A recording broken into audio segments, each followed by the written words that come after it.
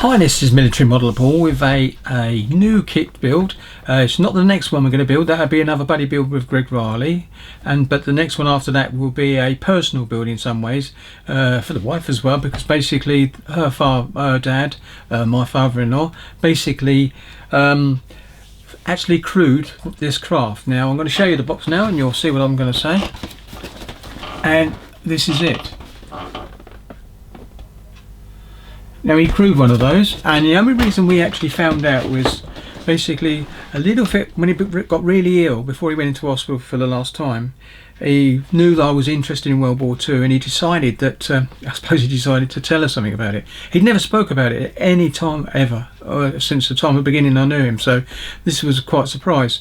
He said that he was actually in the Navy, and we knew that bit a little bit, but we didn't know where. But anyway, in the Navy, and he was a crew member on LCA, going in and out of Gold Beach with an LCA landing craft and dropping off. And the reason it was surprising is it actually come out with this. And he said it was an LCA straight away, so that's the craft he was on.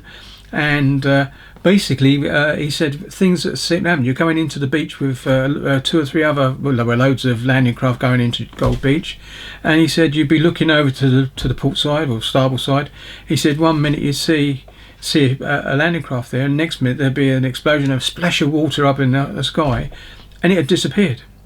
So, and there was a lot of landing craft lost during the D-Day landings, and so it was surprising that he actually, as he said, he survived. And he always said that when they dropped the ramp at the front and all the soldiers ran off onto the beaches, he said they was really brave. Now, he didn't think of himself as brave, even though basically he was there as well when all the machine gun bullets were firing in onto the beaches. So and he must have done a hell of a lot of trips going in and out as well, and was one of the lucky ones to actually survive. What did happen later on, when because the landing crafts were made of timber, they used them for river crossings, and he was one of the people that went into Holland, I think it was. And what happened when he was in there, he said he couldn't understand it. He said he got hit in the head with shrapnel. He said, and they were sitting around having cups of tea, and basically he had a little bit of a splinter left in his head, and it was there right up to when he passed away, because they couldn't remove it. So, but he worked in a place called Whitbreads at Faversham, which is now closed. And up until retired, he went to move to Herne Bay, and there he passed away later on. So therefore this craft is quite an unusual thing. Now I've also got one build for my uncle Bob, which through Lancasters. I will have to do that Lancaster at some point in his actual aircraft, the one he flew in for quite a lot of missions.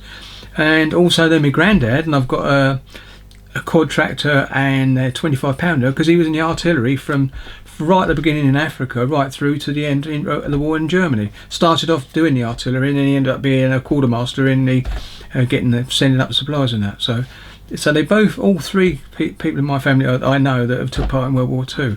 So anyway, so without further ado, let's go down and have a look at this kit that's in the box, the LCA from Gecko. And I'll just say the model number down here is 35GM00080. So and there we go. There it is. So on the box, I might have to do it from here actually. On the box is this, what you got.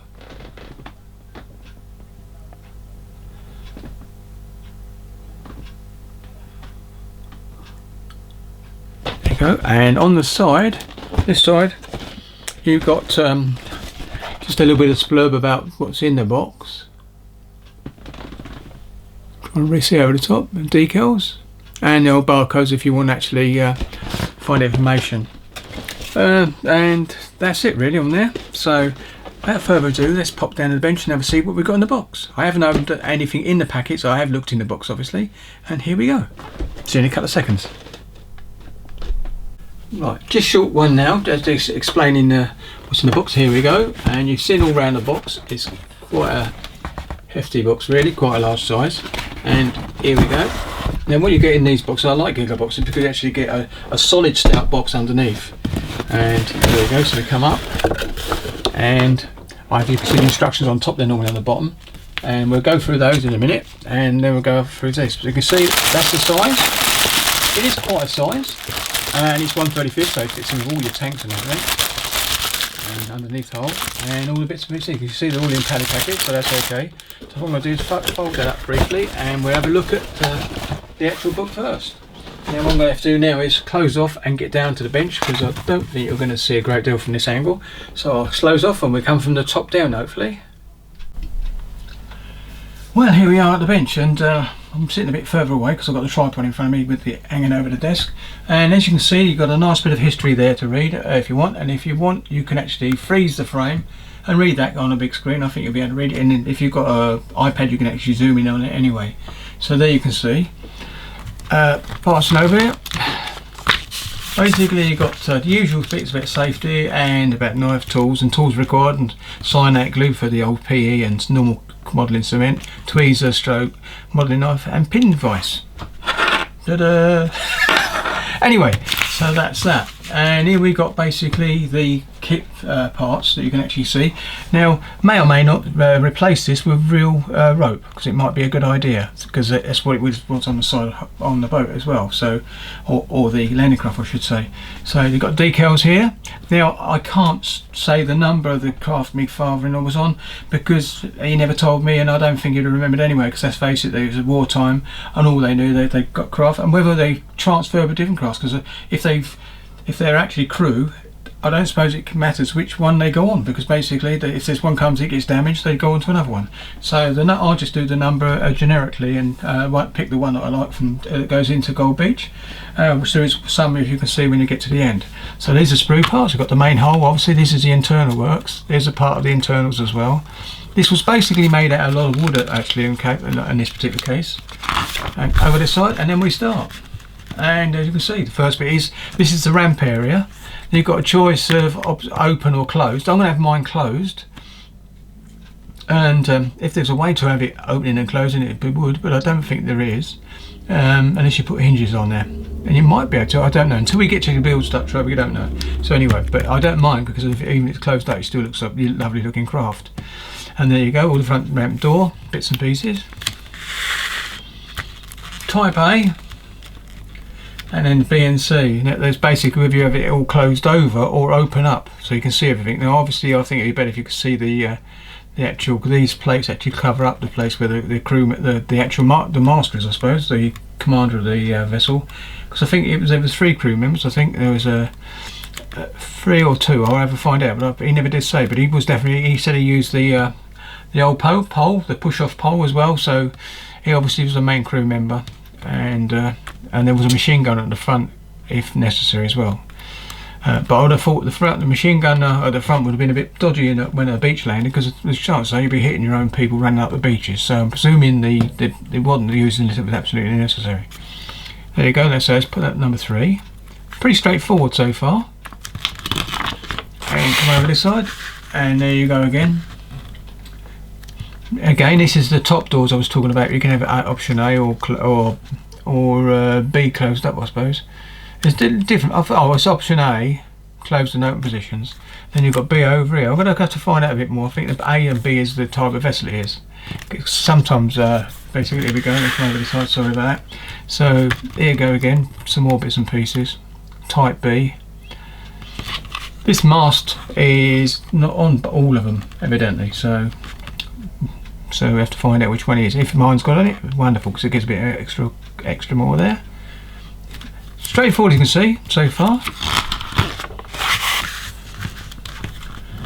It's a B to B type, and I think by the looks of it, it's whether you have it open or closed. You know, but it looks to me, because most of the parts are generic as far as I'm concerned to the actual the handicraft. So there you go. So A and B, I mean, you can have that one either open or closed by looks of it, closed position.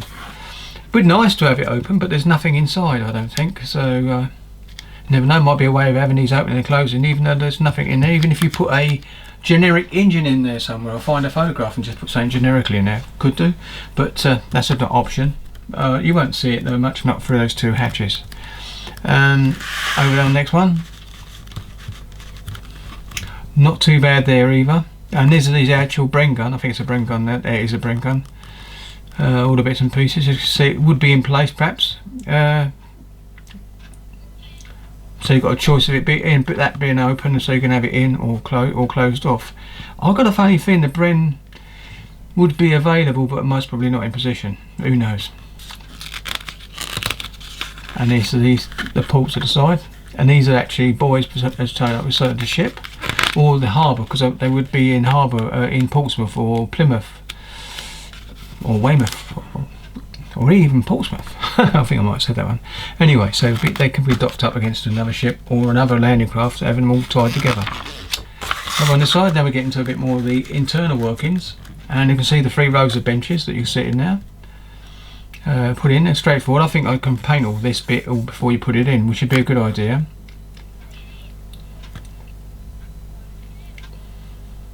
Yep, it's looking straightforward so far. I think there's some PE, because I did have a quick look. There's some PE there, I think, but I'm not sure. Yeah, there it is. There it all is. There's a PE E1, so it's PE goes in all the way along the sections. There you go, and then this as the top goes on. The good thing is, if you could, that's what I mean about the engine bay being empty. Someone might build a resin engine for it one day, so you can actually lift the plates off. Hold on. Let's go back. Closed up at the back.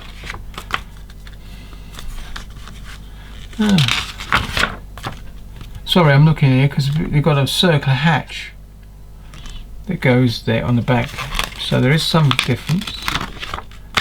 If you can see what I mean, there's a circular hatch there, and those other 2 bits are not there, so there might be something to do with that part, what A or B or whatever it is. 1 or 2, yeah. So anyway,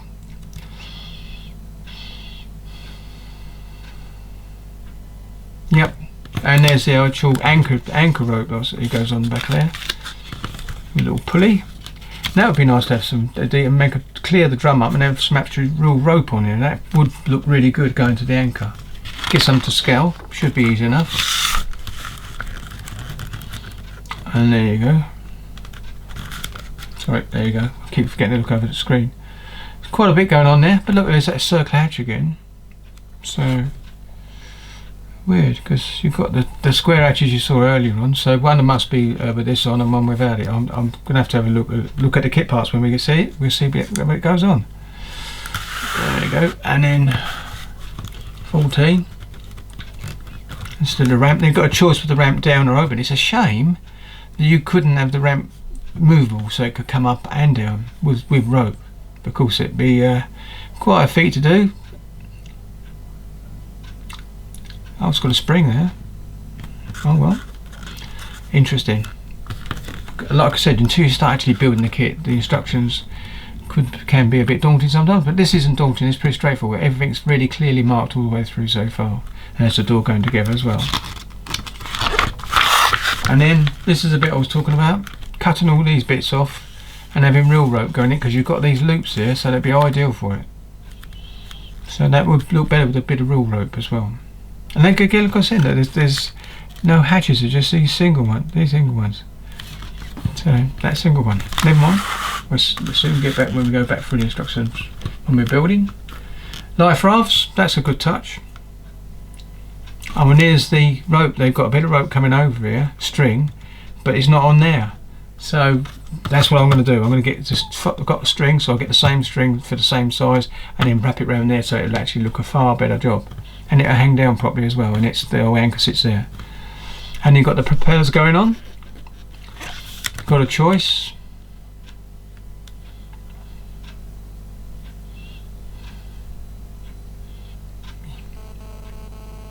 Yep, they're going to be, because obviously go opposite ways. The rudders as well, and rudder protectors, anchor, and still it says. Should be a bit rusty, quite rusty, pretty quick. And getting towards the end now. And these now, from my duck, I did have a duck, and for some reason I must have sold it. But I've still got the actual webbing for it, the actual webbing. So when a duck comes out again, American duck comes out again as a kit form, which I think Gecko are doing, then I can use them on that. But anyway, but this is looking quite good. This is looking quite good. So really is a nice looking vessel. And this is, I don't know whether they actually got these in the kit. Oh, they must have. Yeah, they must have. So you actually got the blocks to have it up on for display purposes. So, or you could actually put it in water and a bit of sand in, but I'm not going to do that. I might use the blocks. I might use real wood though, rather than what they've got there, and just use them as masters. So there you go, that's it. Turn it over. Now we get some colour. Finished boats. There it goes. Right, so now this is actually done. Now we know what the A and B is. The A has got that, and the B has got the two hatches, engine hatches. I'll find out later on whether the A was a later one or an earlier one, so it doesn't really matter because they both got the same sort of period. Apart from that bit, they're all built up the same. So there we go, we found out what it was. Right, this is the first one. US soldier landing trainer at Weymouth, England, early month. Actually, I think it's a month of 44, it should say. So anyway, but it's all one American Navy grey, medium sea grey. Yeah, and khaki for the life rafts. I think you could play around with that a bit easily. So that's that one. Won't be doing that one. British troops landed to Gold Beach. Now this is one of the Gold Beach ones, and this is the one I was tempted to, because basically the colours are all dark, so they don't stand out. On some of the other ones you're going to see in a minute, it's different. So this is the one I'm going for, because he did say it had a bit of camo on it. I can remember him saying that, but not much. But this has got camo on, so this is the one I'm going to go for. It's 6th of June, D-Day, and it's Gold Beach, which is where he was. So there you go. So it's overall US Navy grey with dark grey pattern. So that's a light colour, and that's the now life colours do this, so I might be able to use life colours, even though I still like lacquers because it's thinner, you can get a nice coat. There you go. You can go over with you can spray with acrylic clear coats, so you can actually then go over with washes on it. So that might be worth thinking about. Anyway, so there you go, there it goes. And I'll just show you the other ones, but that is the one I'm going to do. I might put a cross in it now. No, I'll leave it, I know what I'm doing. So that's the one I'm doing, this one here. And then this is one with just all the colours. This is used in North Africa, so there you go. So you can actually use one in Africa, and it's all medium blue.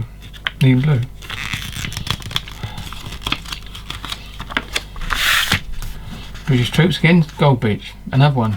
It's another version of the same thing. This one's got a centre hatch. Now what's the other one got? I've got to look at that actually.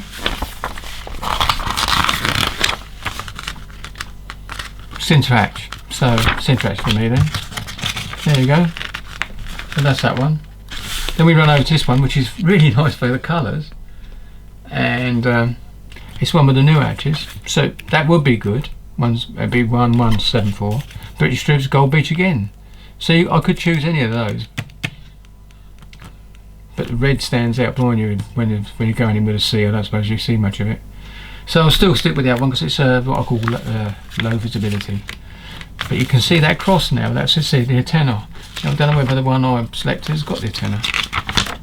And the answer is no.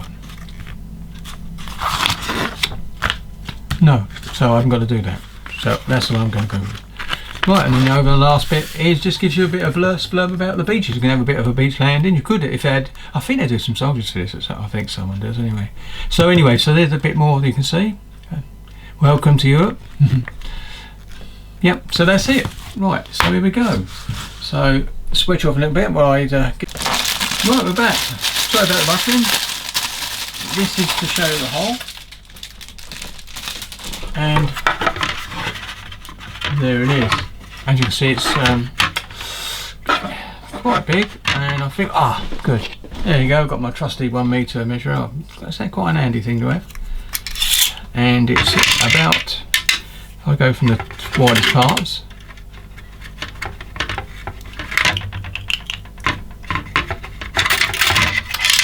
It's good, isn't it? It's 340 millimeters or centimeters, whichever we want to go, but it's 340 millimeters. There you go. So that's the length of it, and the width. Oops. Is 8.5, just over 8.5. There you go. So that's that bit. So it's quite nice. You won't see any of this anyway, but I will clean it off because there's a bump there. It might interfere with the actual bit it goes. So there you go. I don't know if I can get this out a bit further. Oh, I can. There you go. So that's a bit better because there you go.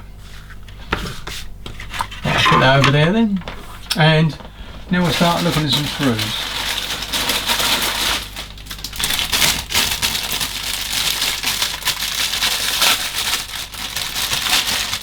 There we go.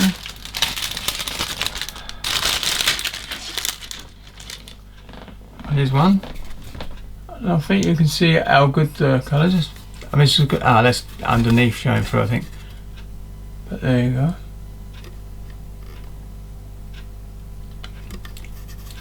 Handy slip. I'm going to add to that a little bit. That's it.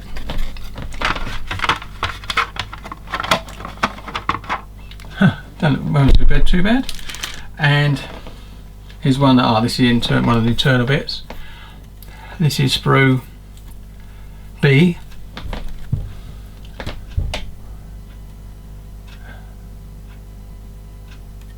And the ropes. The ropes actually look quite good, as you can see, so they might be okay with a bit of colour on them. They do look quite natural. So there you go. I'll put that over here. Then there's the next bit, which is Sprue A. Sorry, should have done A first, but that's where we look at. And there you go.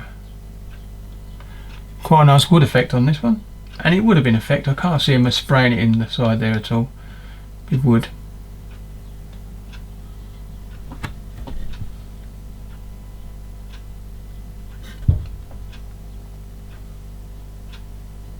Very nice. I'll take that bit away now. There we go, put it over there because that's going to go in that bag. Then we got another sprue. I'm going for the biggest sprues.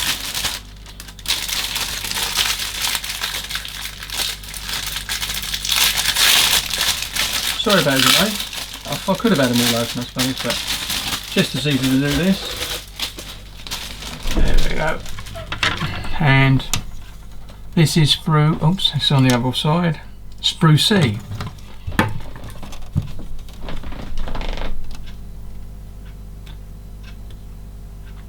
Very nice. Looking quite nice. There's a lot of detail there. And there's the ash we'll be using, the circular. The rivet detail there as well, as you can see. And part of the internals we saw on the instructions. And there's a boat hook my father-in-law would have used. Well, not this one obviously because it's too small, but of the actual scale one.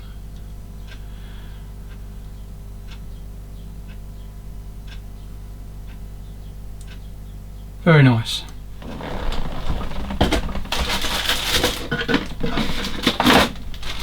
And then we've got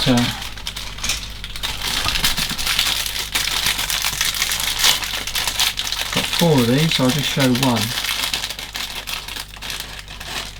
Yep, it's four, and I'll show you one. This is a E.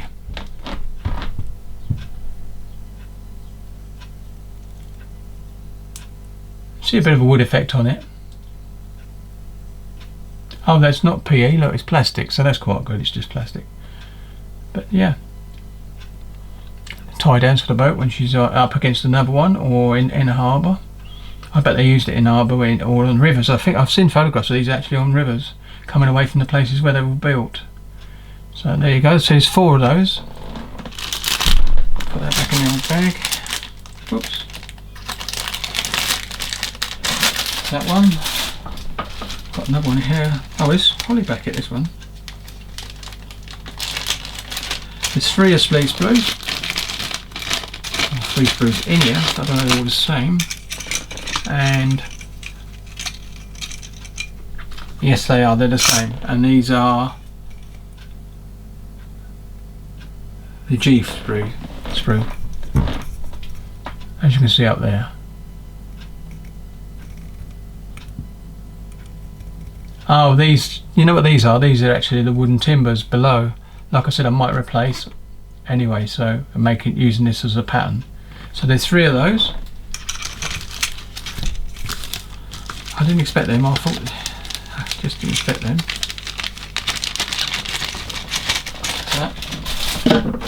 Then we got this one. This is in a poly bag. It's quite funny how some are in a poly where you just pull the end. There's 2 little sprues in here. There we go. And this one is the defensive weapon. And here we go. There you go. T-screw. That's a lovely looking 35th Bren gun, isn't it? When you think about it. It's got a bit of a bent barrel, but that can be pushed back once it's actually cut off the sprue. Because I should be drilling out the end. Oh no, it's already drilled. You can see it's actually got the hole. It's actually got the hole in the back barrel anyway. So yeah. So it just wants bending back slightly. Got that damage, not damage, but bent because of that. There you go. And then you've got a ladder. And there's a ladder there, and this is the actual rope. Now that I'm going to clean that off. If I can find a bit of rope that goes with it, I'd rather have a natural rope on board. It looks much better. But there's a ladder. I think that takes you from the inside of the boat up over to the engine deck at the back further, where the boat hookman would be. And there's one of the propellers. And now there's two of these actual sprues, I think. 1, 2. No, but there must be another propeller somewhere because there's only one here. So there you go. I'll put that over there.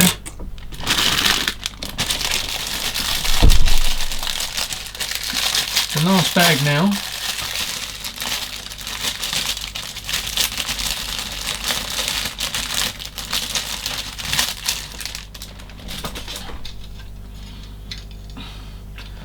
Right. Here we go. Oh, there's 2 of this particular sprue. So this is sprue. Oh, there it is up there. It's F screw. This is. There we go. And it's got a screw on it. There you go. There's the rubber rings as well, or lifeboat bells. Life rings, I should say. And there's quite a lot of detail there. I mean, that can be taken off and actually have a bit of proper wire there to actually make it look like it, or lead to make it give it more of a 3D effect. So that can be. There's the end of the rope. Now that looks quite nice, but like I said, I think you can do a better job with the actual real rope. So yeah, there you go. Some more blocks for the old boat, and you've got 2 of those. I'll show you the other one anyway. And sorry, I knocked my arm on the old thing. It's another F3, that's what I thought it would be. And there it is. And there's those. This is actually weaved all the way around, so that's basically so it cushions the blow when it hits something. But yeah, you can see what I mean. It's really not bad at all. Looking forward to it. There you go. Should have got up close with the other ones, but there you go. That's that. So that really is all the parts. I'm going to put that over there at the way. I'll put them back in the box properly in a minute because I won't be building it until after the next build with Greg. But it's definitely the after HMS Nelson's finished. You're getting there now slowly, but I made a mistake on the Nelson and I put an extra cross tree in, and when you look at the kit instructions it's not there. It was shown on the PE set, but I took it off and it took ages to get off, about 40 minutes to 50 minutes to sort it out, then clean it all up and spray it back up, or not spray it, repaint it on. You can't tell the difference now because it's gone, so it's really good. It's all done anyway for that. Anyway, so that's basically, let's bring that box up. That is this little devil. There you go. There she is. That's the next build after my next buddy build with Greg, and I'll follow this. And it's, as I said, it's my father-in-law's one of my father-in-law's boat that he actually worked on, an aircraft he actually worked on during the war, and he was young when he did it, and as I said, he got injured, and he didn't get any medals. That's another thing. He didn't get any medals for the European medals for being there. even though he did do all the landings and go into Holland as well, and then got injured because he got demobbed just before the war ended, and he was sent home, of course. And he never did apply for his medals. He never did. So I did it for the mother-in-law and got those, and then she gave them to me anyway. So, but I've got those medals, and so he's got his medal. That's the main thing. Campaign medal and war medal. So there you go. Anyway, that's the end of this inbox review, and you could call it a pre-build review and all. But I'll see you on the next one, and thank you very much for watching this. I'm sorry it was a bit long-winded, but you know what these things are. I'll catch you in the next one. Happy modelling.